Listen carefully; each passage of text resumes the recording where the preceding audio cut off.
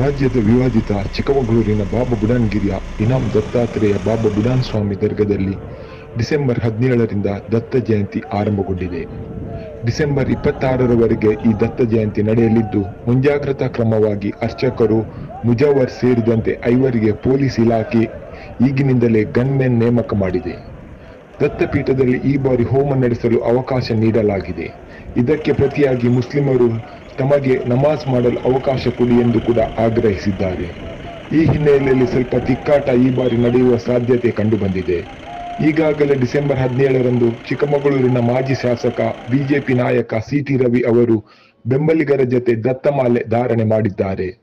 ಜಿಲ್ಲೆಯಾದ್ಯಂತ 5,000ಕ್ಕೂ ಹೆಚ್ಚು ಮಂದಿ ಮಾಲ ಧಾರಣೆ ಮಾಡುವ ಸಾಧ್ಯತೆ ಇದೆ.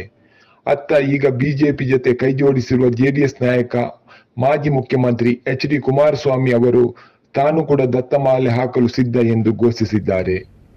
ಈ ಎಲ್ಲ ಕಾರಣಗಳಿಂದ ಚಿಕ್ಕಮಗಳೂರು ಜಿಲ್ಲಾಡಳಿತ ಬಿಗಿ ಬಂದೋಬಸ್ತ್ ಏರ್ಪಡಿಸಿದೆ. ಚಿಕ್ಕಮಗಳೂರು ಪ್ರವಾಸ ಮುಂದೂಡಿ ಎಂದು ಪ್ರವಾಸಿಗರಿಗೆ ಜಿಲ್ಲಾಡಳಿತ ಸೂಚನೆ ನೀಡಿದೆ. ಚಿಕ್ಕಮಗಳೂರು ಎಸ್ಪಿ ವಿಕ್ರಮ್ ಅಮಾಟೆ ಅವರು ಈ ಆದೇಶ ನೀಡಿದ್ದು, ಮುಂದಿನ 15 ದಿನಗಳ ಕಾಲ ದಿನದ 24 ಗಂಟೆಗಳ ಕಾಲವೂ ಈ 5 ಭದ್ರತೆ ನೀಡುವಂತೆ ಸೂಚನೆ ನೀಡಲಾಗಿದೆ. ಕಾಲ್ಗಳ್ಯಾತಕೋ ಸ್ವಾಮಿ ಕಾಲ್ಗಳ್ಯಾತಕೋ